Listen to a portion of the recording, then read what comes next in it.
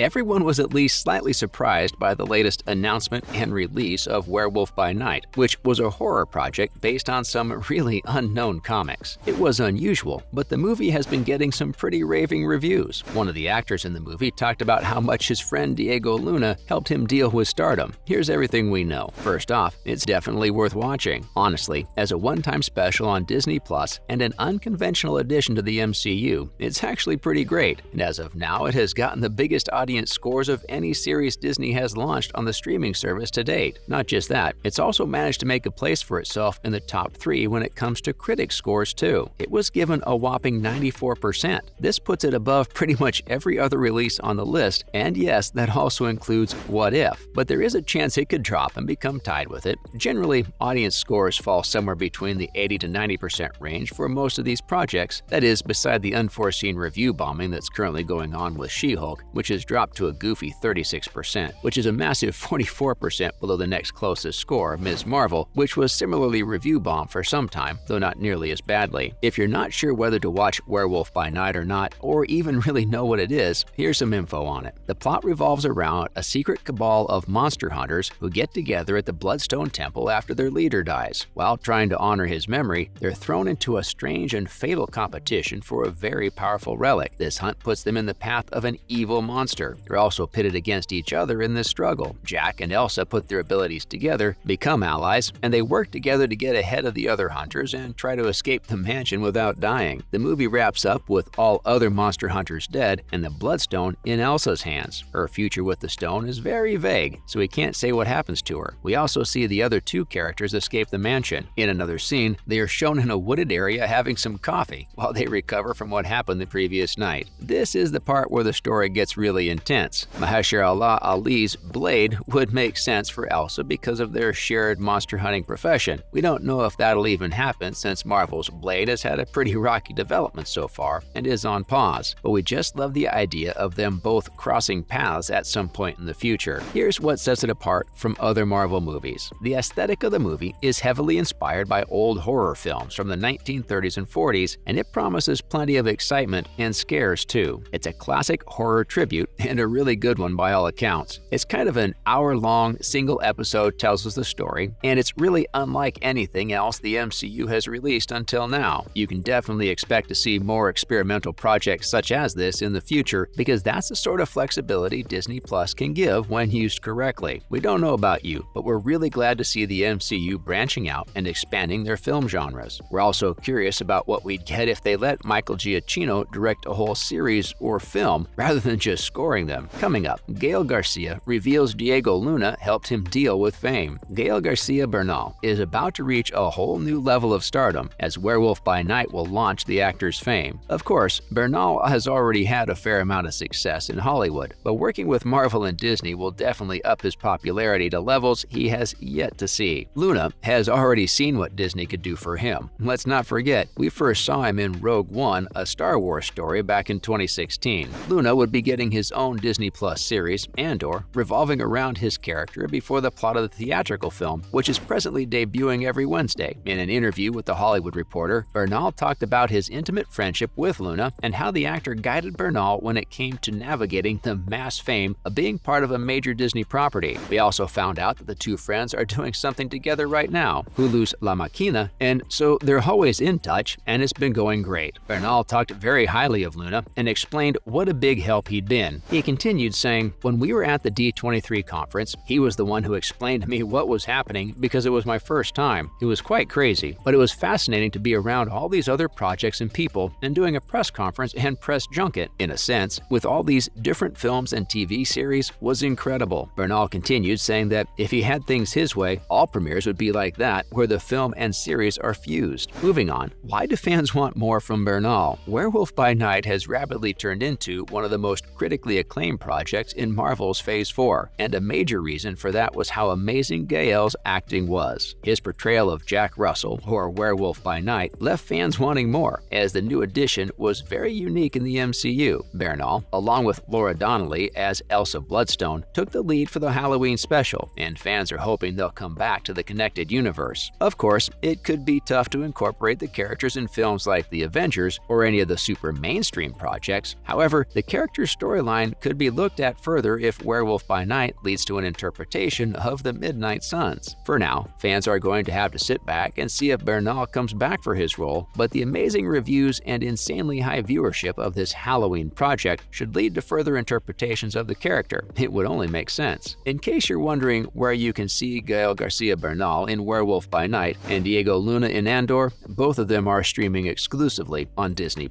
Coming up next, Elsa Bloodstone talks about what's next for her. Elsa, who's played by actress Laura Donnelly, opened up about what the MCU future looks like for her character. Werewolf by Night introduces plenty of new characters in the Marvel world, including Man-Thing, Werewolf Jack Russell, and Elsa, who's a vampire hunter. Michael Giacchino was in the director's seat for this one, even though according to his resume, he's mostly famous for the work he did as a composer for many other Marvel and other movies, including Batman, Spider-Man No Way Home, as well as War for the Planet of the Apes. The team put together for this was really impressive and has a ton of experience in their fields. There's no way the movie wouldn't be an exciting one. Next up, Donnelly wants to come back. She's revealed that she's down to play her character whenever and however she's asked to, but she doesn't know. Anyway, this statement holds true for many actors in the MCU. They usually have no idea what the future has for their characters, and because of that, any plans of return are just as unknown to them as they are for the fans. On the off chance Elsa gets called back into another show or movie, there's definitely no shortage of material to take inspo from. The character was created in 2001 and even crosses paths with many other iconic ones, including the Thunderbolts,